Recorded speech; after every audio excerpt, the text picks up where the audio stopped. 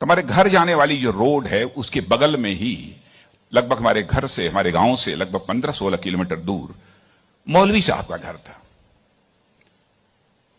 मौलवी साहब रिटायर कर चुके थे, बुजुर्ग हो गए थे, आंखों से दिखाई नहीं देता था। उनको मालूम हुआ कि जिस बच्चे को प्राइमरी स्कूल में हमने एजुकेशन दी है, आज वो हमारा बच्चा इस प्रदेश का एजुकेशन मिनिस्टर होकर इसी सड़क से गुजरने वाला है। मौलवी साहब आंखें बंद किए हुए, आंखों से दिखाई नहीं देता था, और उनके 2-3 बच्चे उनके बगल में खड़े। जो सज्जन हमारे साथ बैठे थे गाड़ियों में, हमारे काफिले में, उन्होंने कहा कि देखिए यही मौलवी साहब ने आपको पढ़ाया था, मौलवी साहब का गांव है। मित्रों, मैं अपने जज्बे को रोक नहीं सका।